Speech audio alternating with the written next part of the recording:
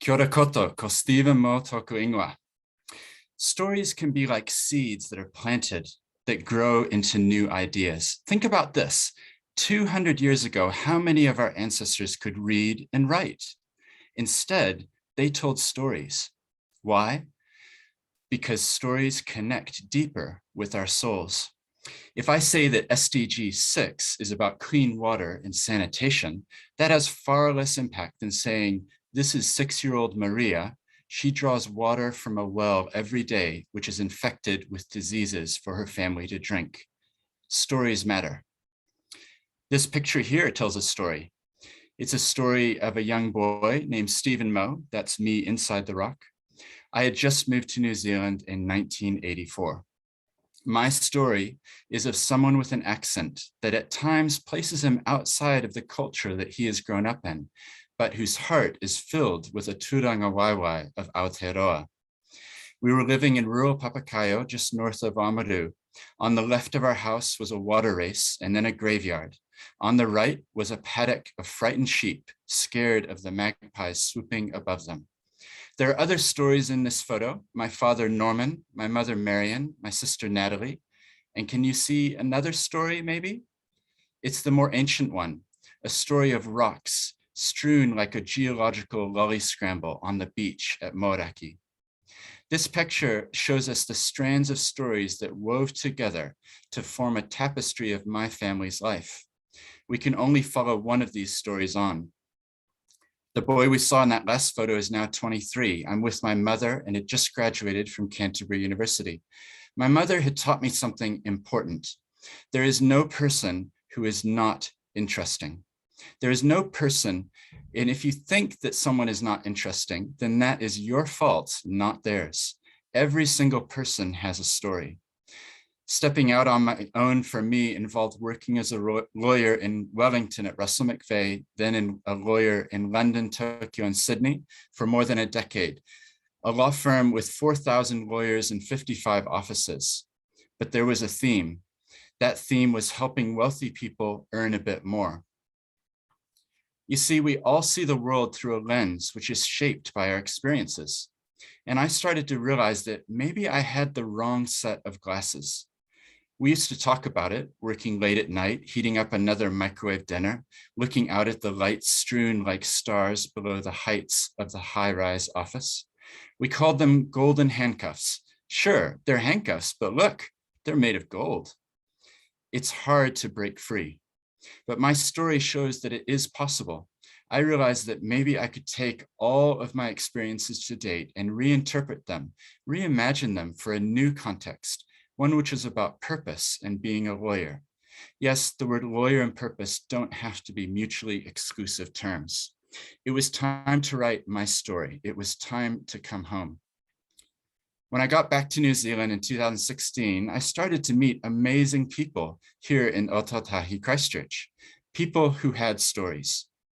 I shifted gears and became an impact-driven lawyer as a catalyst for positive change. This involves supporting purpose-driven organizations that range from not-for-profits to social enterprises, to startups, to for-profit businesses. I like to call it the impact sector. This is a photo of an impact lunch where up to 40 people are gathered to share food and tell each other stories about their journeys. Why is that? Because our stories matter. So let's recap where we're up to. Number one, our stories matter. Number two, there is no person who is uninteresting. And number three, each one of us can be a catalyst for change. So I wondered if I could help get more good stories out there.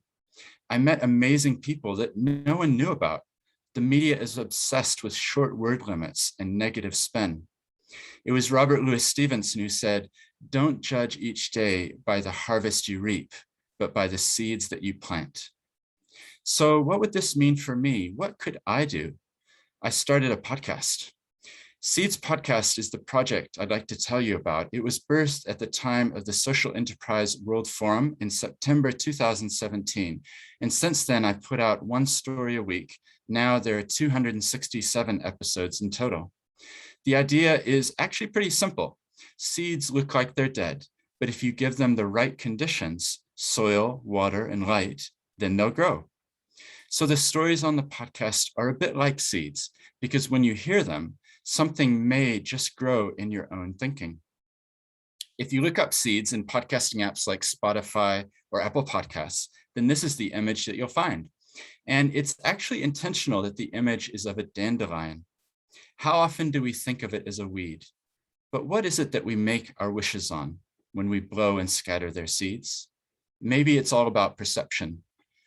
Where some see a weed, others see a wish. What do you see? Having interviewed hundreds of people, this slide would be full of too many faces to see them all if I put them here.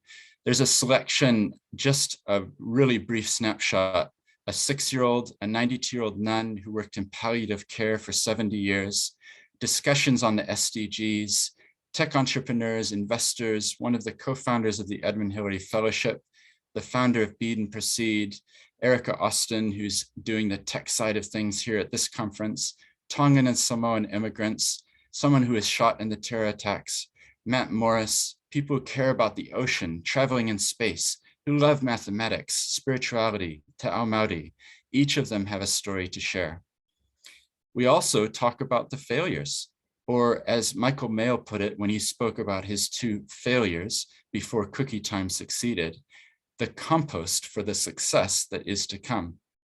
By hearing stories, we feel brave enough to try something on our own.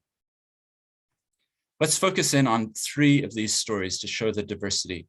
On the top right, you can see Gary Moore, the former mayor of Christchurch. He shared a personal story of how he felt unworthy of the generosity of a couple when he was younger. They took him aside and said, "We have enough now, so we can share with you. But what will you do one day for others?" On the bottom right, you can see Robert Hollis, an amazing entrepreneur who was a professional snowboarder. He grew up here in Aranui.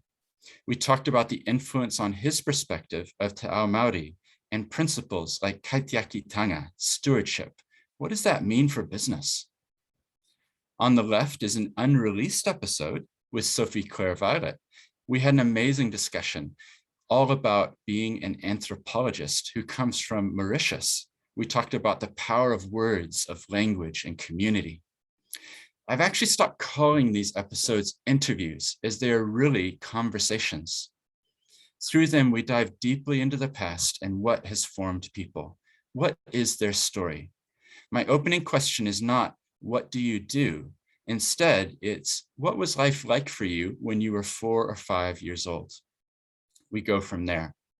Each one is telling a life story. This slide just has some current stats on the project, and you can find the show at that website, and maybe in the chat, we can share that as well. If you email me and tell me the topic you're interested in, I commit to coming back to you with my top curated episodes. And that's something that is a real joy for me to do. These are not short 5-minute or 20-minute episodes. I'm committed to a long form of podcasting, showing the power of technology. As an example, there were 318 listens yesterday. That's amazing, because I couldn't talk to 318 people in one day. This is a project that is word of mouth, and I really have no marketing budget. So if you like it, please help by telling others and sharing this presentation when it gets released. I started with a slide about family, and I'm coming back with another one. This is Sigrid Odegaard, my great-grandmother who died 15 years before I was born. I think about her life. I think about her story. It reminds me of how quickly time goes by. And the photo on the left, well, that's me with my daughter Shanna when she was newborn. She's now 14. These photos remind me that generations come and go. Each of you is alive and here in this moment. How will you make a difference? How will you catalyze change and impact? How will you amplify the stories of others that you know? Because it comes back to this, stories matter. They matter because we like stories. We identify with stories. We learn from stories. We should tell as many as we can, as often as we possibly can. Let's go out knowing that our stories of people matter. Tell them authentically. Listen to each other. Let's stay curious. Thank you for hearing my kōrero about this project of Seeds podcast and why stories matter. I really appreciate the chance to share with you all.